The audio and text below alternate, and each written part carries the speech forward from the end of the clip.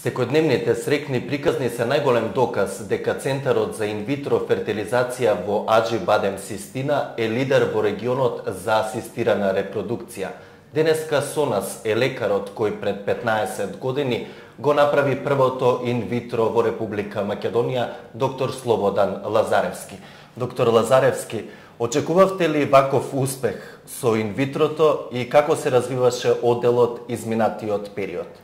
Па секако дека не очекував. Во почетокот почнавме јас, еден ембриолог и една медицинска сестра. Тамо некаде во пролета 2001 година. Пред тоа бевме на обука во Софија, во Љубљана, во неколку центри во Европа.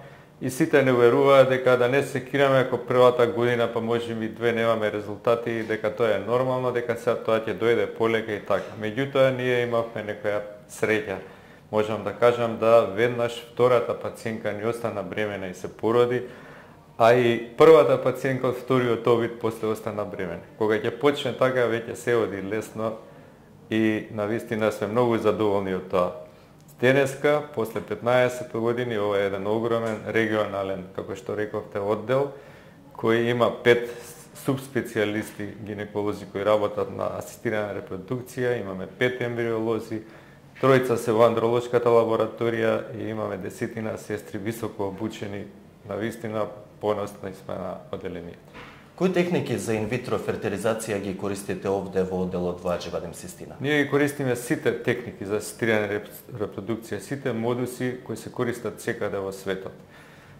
Користиме и донација на јајни клетки, донација на сперматозоиди, замрзнување на јајни клетки и сперматозоиди, а сега веќе некаде во јуни одиме и на обука за замрзнување на ткиво на јајник со реимплантација, што е многу сега хит во светот и ќе биде навистина интересно за оние пациентки млади кои имаат некои малегни болести кои ќе може да си ги сочуваат своите јајници.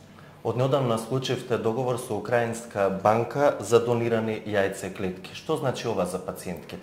Па тоа е еден огромен чекор напред, затоа што до сега мака мачевме да најдеме донорки на јајни клетки, иако законот дозволуваше, еве пред 2 години се промени, дури се дозволи да се плаќа некои манипулативни трошоци, тоа се плати во стопанството на донорките.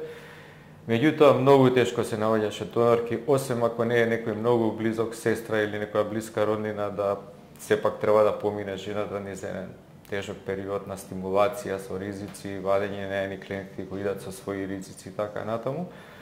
На овој начин ни се олесни многу работата, затоа што веќе добиваме готови јајни клетки и заинтересираност е навистина не само кај нас, него во целиот овој регион, од, можам да кажам, до Љубљана и погоре, имаме пациентки од Европа, е навистина многу голем.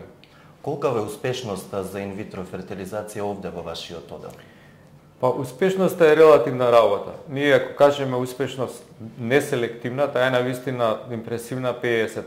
Меѓутоа ако кажеме млада пациентка по 30 години со фактори на стерилитет кои не се толку тешки и не го зголемуваат неуспехот, сигурно се движи и 80% од првиот пат.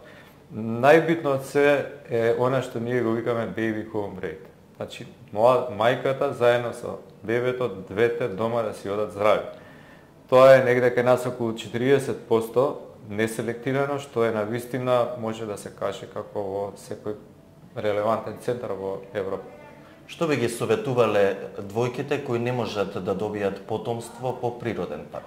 Па јас пред се би ја советувал младата жена, прво и основно. Значи, од почеток на својот сексуален живот, да почне редовно да посетува матични гинеколози.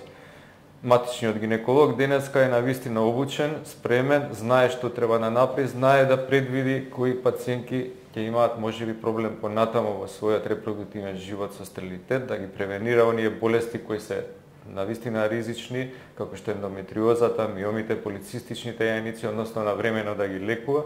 Ако тоа го направи младата жена, навистина многу малку ќе има понатамо компликации во однос на забременувањето.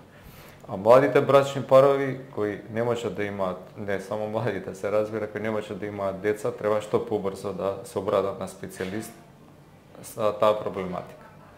И за крај еден совет, да се губи надеж за потомство или да се проба со инвитро? Не, нема губење надеж.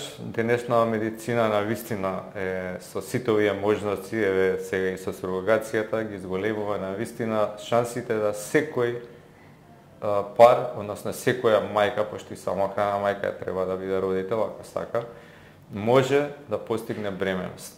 Дали тоа ќе биде биолошка мајка или нема да биде, тоа сега према новите случувања, новите уредување на семејството и не е толку битно. Меѓутоа, денеска на вистина исклучително ретки се оние кои не можат да постигнат потомство.